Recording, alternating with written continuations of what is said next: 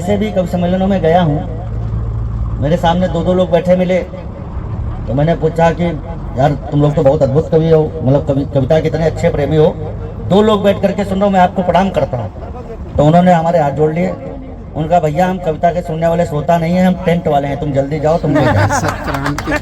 मैंने कहा ये कहाँ से लाए हो? बोला सस्ता मिल गया, तुम खान साहब से खरीद लाए। तुमने कहा खान साहब से क्या खरीदा है? कहा बहुत सस्ता बेचा। तुमने कहा उन्होंने बेचा क्यों? कहा कि मेरी गड़बड़ करने क्या पूरी मेन बात बताओ। तो उस आदमी ने माइक वाले भाई को मेन बात बताई। आशीष तो आशीष है, तो माता पिता गुरुओं के आंखें भक्तों के उतरने के काम आ गई, बेर चखने को मुख, गर्जने को कंठ, वक्ष की शिराएं शौर भरने के काम आ गई, खींच के कोदंड बाण छोड़ती हुई भुजाएं रावण के प्राण हरने में काम आ गई, और चरण अहल्या मां को तारने में आए काम, पादुकाएं राज करने में काम आ गई। धरती आबा भगवान बिरसा मुंडा की धरती को प्रणाम करता हूँ। भैया कह रहे थे जिनके इंतजार में बैठे थे, उनके इंतजार में कोई नहीं बैठे। वही हम कह रहे हैं कि हमको पता नहीं चला कौन हमारे इंतजार में बैठा है। दो चार लोग हैं, मैं केवल क्रम की भूमिका में हूँ, तो जो औपचारिकताएं मंच से हो गई हैं तो मैं भी औपचारिकता में ही हूँ। हाँ भैया आ जाइए, बच्चे तो चले गए, पीछे गाय भैंसे हैं, वही ले आइए, कुछ ठीक रहेगा। मैं देख रहा हूँ पहली बार कि जो है जितने यहाँ श्रोता बच्चे हैं लगभग उतने ही कैमरामैन भी हैं। ये फिर भी बहुत ज़्यादा है। संदीप भैया, आदरणीय तपेश्वर जी, अजय जी, मैं ऐसे भी कवि सम्मेलनों में गया हूँ, मेरे सामने दो दो लोग बैठे मिले, तो मैंने पूछा कि यार तुम लोग तो बहुत अद्भुत कवि हो, मतलब कविता के इतने अच्छे प्रेमी हो, दो लोग बैठ करके सुन रहा हूँ, मैं आपको प्रणाम करता हूँ। तो उन्होंने हमारे हाथ जोड़ लिए, उनका भैया हम कविता के सुनने वाले श्रोता नहीं है, हम टेंट वाले हैं, तुम जल्दी जाओ, तुम ले जाओ। तो आज फिर भी बहुत ज़्यादा है। और भैया अगर कोई अपने आप को बहुत अति पिछड़े क्षेत्र से ना समझते हो, तो जो पीछे तीन लोग हैं वे लोग अगर भगवान की कसम ना खाए बैठे हो तो आगे आ जाए। और भैया अगर वो लोग, अगर आप जो है झारखंड के बाहर ना हो, अगर आप झारखंड की सीमा के बाहर ना हो तो आप लोग भी आ जाओ। आप हमारी सेना से, पुलिसिंग के जवान बहुत सारे खड़े हुए हैं। अब समस्या ये है कि हम फंसे हैं तो हमको कुछ करना पड़ेगा। हाँ भैया आ जाइए। समस्या ये है कि कार्यक्रम अभी तक बहुत अच्छा हुआ है, इतना अच्छा हुआ है, हमारे कवियों ने बहुत मेहनत की है, इतनी मेहनत की है कि सारे लोग चले गए।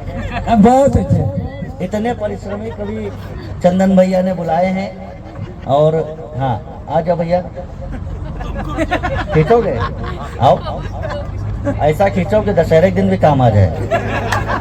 हाँ बहुत अच्छा कार्यक्रम, बहुत अच्छा चल रहा है। देखिए क्या है कि बस मैं केवल एक बात कहना चाहता हूँ, हो सकता है कि अगर इतने में भी अगर सुनने वाले होंगे तो मैं 2 4 5 मिनट आपको कविताएं सुना दूंगा।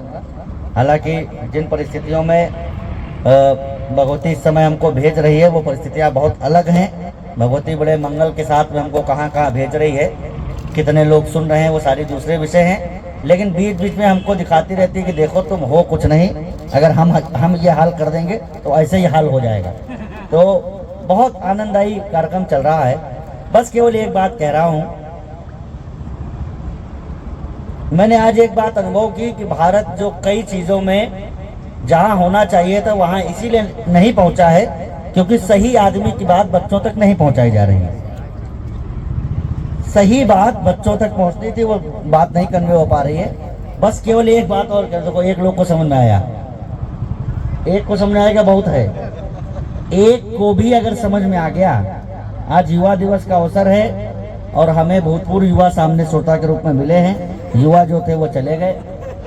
हाँ देखो एक केवल बात कह रहा हूं, जब भगवान श्री कृष्ण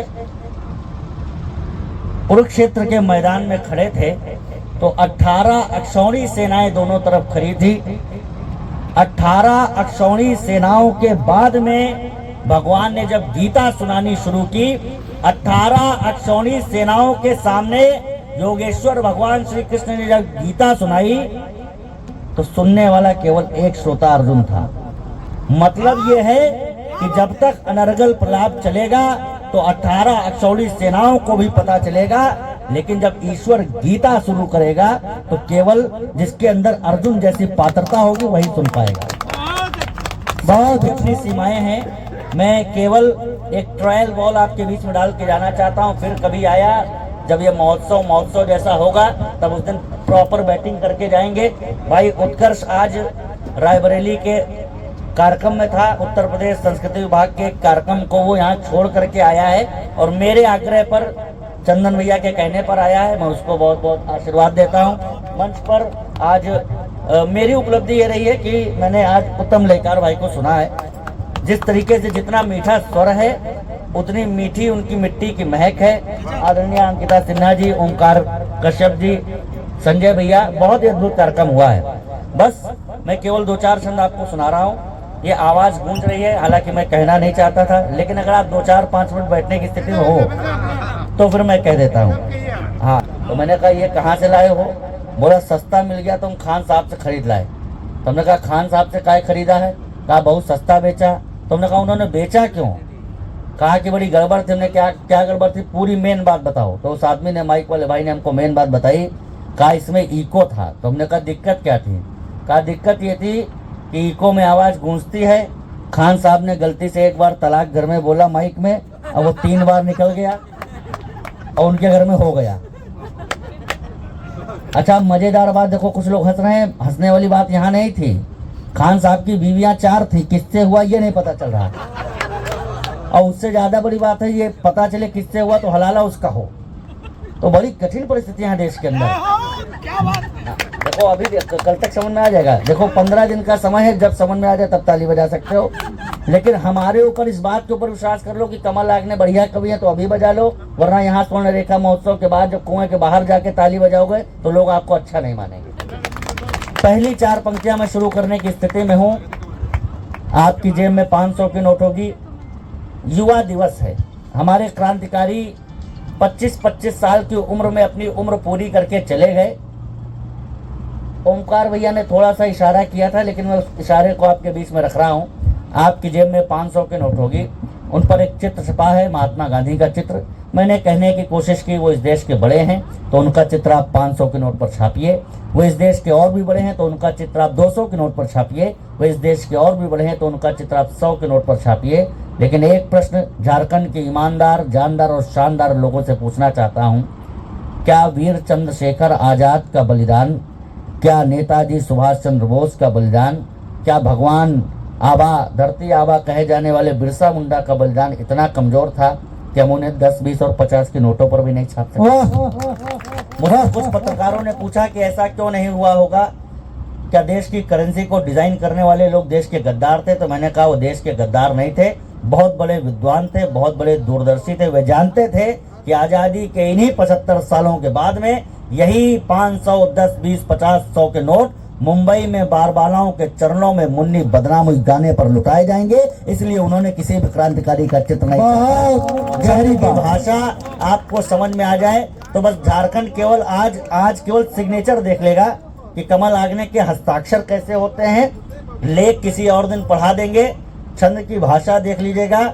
नारियों के जेवर को, नर के कलेवर को, नेताजी सुभाष जैसे तेवर को क्या मिला?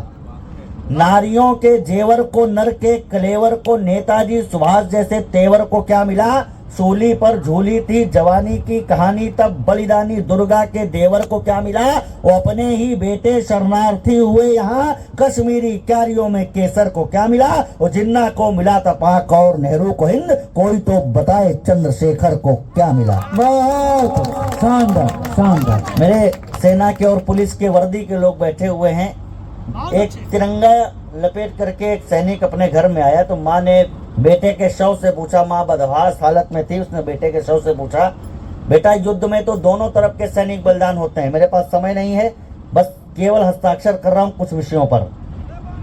कहा बेटा युद्ध में तो दोनों तरफ के सैनिक बलिदान होते हैं, तुमने ऐसा क्या किया है कि मैं तुम पे गर्व कर सकूं? तो बेटे के मृत शरीर से उत्तर आता है, वो ये कहता है कि माँ किसी बात पे गर्व करना या मत करना, लेकिन इस बात पे गर्व जरूर करना। और चौथी पंक्ति आपके अंदर अगर उतर जाएगी तो आपके हाथ अपने आप उठ जाएंगे माँ तुम्ही ने भेज दिया मातृभू की वंदना में। जो छंद आज मैं यहाँ पर आपके बीच में सुना रहा हूँ, अगर मेरे अंदर अहंकार होता तो मैं ये कह देता कि मैं जाया कर रहा हूँ, लेकिन मैं माँ सरस्वती की पूजा के लिए इस मंच पर खड़ा होता हूँ। मैं मिशन के लिए कविता पाठ करता हूँ, कमीशन के लिए कविता नहीं पढ़ता हूँ। इसलिए आपके बीच में कहने की कोशिश कर रहा हूँ कि चाहे मंच लाल किले का हो, चाहे स्वर्ण रेखा महोत्सव के किनारे बैठे हुए लोगों का हो, मेरे लिए श्रोताओं के लिए वही अहमियत है जो वहाँ पर है, जो यहाँ पर है। मैं अब जो कह रहा हूँ वो सुन लेना कि माँ तुम्ही ने भेज दिया मातृभू की वंदना में। और ये केवल आयोजकों का स्नेह है और चंदन भैया का मेरे ऊपर अधिकार है जो मैं इन परिस्थितियों में पढ़ रहा हूँ। अब जो कह रहा हूँ सुनिएगा। बेटा उत्तर दे रहा है, मेरे शरीर से उत्तर आ रहा है, कल्पना देखिएगा और कल्पना पे आपके हाथ खुलेंगे। माँ तुम्ही ने भेज दिया मातृभू की वंदना में, कम पन्ना धाय से ये बलिदान नहीं है। निष्प्राण नयन निज लाडले के देखकर सिंघनी के रोने का कोई विधान नहीं है। ये तिरंगा सीमा पार फहरे न तब तक, पीछे आना सैनिक की पहचान नहीं है। और यूं तो मेरी देह पर घाव हैं हजार, किंतु पीठ पर मेरी एक भी निशान नहीं है।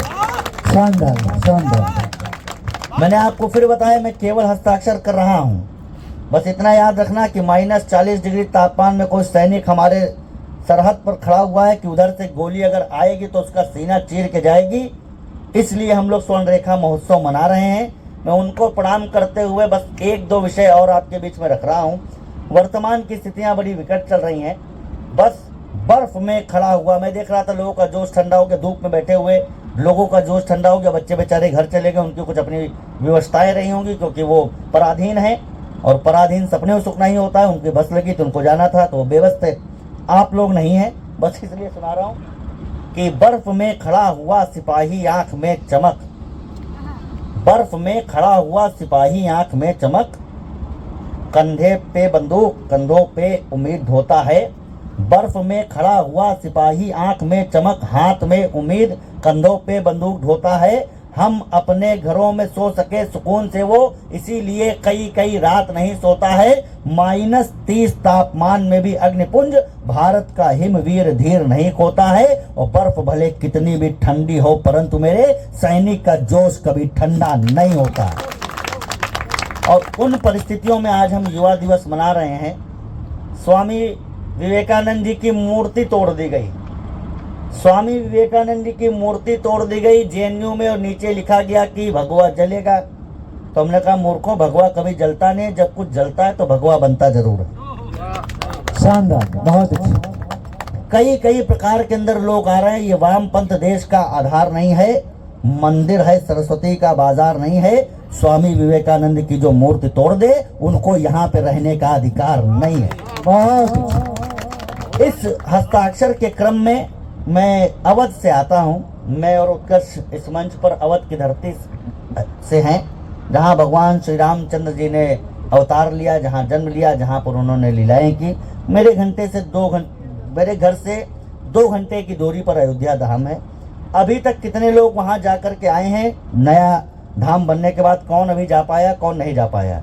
जो लोग नहीं जा पाए हैं उनको यहीं पर राम जी के दर्शन करा रहा हूँ। हालांकि ये राजनीति के कुछ लोगों ने कहना शुरू किया राम तो कभी पैदा ही नहीं हुए, राम अगर हुए तो उनका बर्थ सर्टिफिकेट कहाँ है, राम अगर हुए तो इंजीनियरिंग कॉलेज कहाँ है जहाँ से वो पढ़ाई की है, क्योंकि उन्होंने सेतु बनाया था। तो मैंने कहा राम और देश का एक संबंध है। बड़े लोग बैठे हुए हैं, छंद की भाषा पर फिर से ध्यान अपेक्षित है। केश जो महेश के विशेष खुलते न यदि, भगीरथी भाग्य वेग शेष नहीं होता जी। जानवी का जल जंगलों को जन्म देता ना तो, संगठित वसुधा का भेष नहीं होता जी। होता ना विराट शैल राट का ललाट, फिर धरती ना होती तो नगेश नहीं होता जी। और भारत की आत्मा के प्राण तत्व श्री राम, राम जी ना होते तो ये देश नहीं होता। बहुत अच्छा, बहुत। और जिन लोगों ने वहां जा करके श्यामल प्रतिमा के दर्शन नहीं किए हैं, उन्हें स्वर्ण रेखा मंच पर अपनी कविता के माध्यम से आंखों में राम कैसे उतरते हैं, हिंदी कविता कैसा चमत्कार कर सकती है। 1 सेकंड के लिए आंख बंद करना, आपकी आंखों में राम उतरते हुए दिखाई देंगे। राम का एक एक अंग इस देश के काम आया। प्रातः काल उठकर रघुनाथा, माता पिता गुरु नावई माता, शीश काम आया। कि हमारे संस्कार बन गए। राम ने सिर झुकाया तो हमने सर झुकाना सीखा। शीश तो आशीष है तो माता पिता गुरुओं के। मुझे इस बात का गौरव है कि देश के चाहे जितने बड़े संत हों, चाहे वे जगत गुरु स्वामी रामभद्राचार्य जी हों, चाहे वे बागेश्वर सरकार हों, चाहे रितेश्वर महाराज हों, चाहे स्वयं शंकराचार्य जी हों, मुझे बहुत स्नेह से सुनते हैं और ये छंद बहुत स्नेह से सुनते हैं। आप सुन लीजिएगा तो मुझे पता लग जाएगा कि ठीक जगह सुना रहा हूँ। शीश तो आशीष है तो माता पिता गुरुओं के, आंखें भक्तों के उतरने के काम आ गई। बेर चखने को मुख, गर्जने को कंठ, वक्ष की शिराएं शौर भरने के काम आ गई। खींच के कोदंड बाण छोड़ती हुई भुजाएं रावण के प्राण हरने में काम आ गई। और चरण अहल्या मां को तारने में आए काम, पादुकाएं राज करने में काम आ गई। पूरे विश्व में अकेला उदाहरण है, एक पगलाया टैरिफ ट्रंप घूम रहा है जो कह रहा है उसके चुनाव हुए तो 1 महीने तक कुर्सी के लिए चप्पल चलते रहे। 4 साल पहले यूएस के चुनाव याद करना, 1 महीने तक कुर्सी के लिए यूएस में चप्पल चलते रहे। लेकिन हजार वर्ष पहले हमने राम जी के चप्पलों से 14 सालों तक अयोध्या की कुर्सी चला करके बताई कि देखो कौन से देश के पास लोकतंत्र है, किसके पास असीम शक्ति है। मैं इस समापन के क्रम में हूँ, बस आशा की कुछ बात कह देना चाहता हूँ। चंद्रयान से आगे बढ़कर सूर्ययान का भारत है। और अब पंक्ति बदल रहा हूँ, सूर्ययान से आगे बढ़कर अंतरिक्ष यान का भारत है। डर डर कर जीना छोड़ दिया ये स्वाभिमान का भारत है। विश्व गुरु के चरणों में सबको आना होगा क्योंकि समस्याओं की दुनिया है पर समाधान का भारत है। बहुत और कैसे है प्रमाणित कर रहा हूँ। रूस और यूक्रेन के बीच में जब लड़ाई शुरू हुई तो हमारे भारत के बेटे कैसे लौटे आपको मालूम है। अपनी गाड़ी के बोनट पर भारत के बेटों ने तिरंगे को पासपोर्ट की तरह बांधा और रूस और यूक्रेन के बीच से जब निकले तो दोनों देशों की सेनाओं ने सैल्यूट करके भेजा कि यह महादेव के बेटे हैं, इन पर आंख मत उठाना। ये बड़े तालियों की बात है, लेकिन रुकना जो अब कह रहा हूँ, ये बड़ी तालियों की बात है कि भारत के बेटे रूस और यूक्रेन के बीच से निकले तो अपनी गाड़ी के बोनट पर तिरंगे को पासपोर्ट की तरह बांध करके निकल गए। ये बड़े गौरव की बात है। उससे बड़े गौरव की बात यह है जब नेपाल तुर्किस्तान के बच्चे भी अपनी गाड़ी के बोनट पर तिरंगा बांध करके वहां से निकल करके आ गए, तो उससे बड़ी बात है। लेकिन सबसे बड़ी तालियों और गौरव की बात यह है जब पाकिस्तान के बच्चे भी अपनी गाड़ी के बोनट पर तिरंगा बांध करके निकले। तो कमल आग ने कहना चाहता है, जब जब नानी याद आती है तो अपना असली बाप भी याद आ जाता है।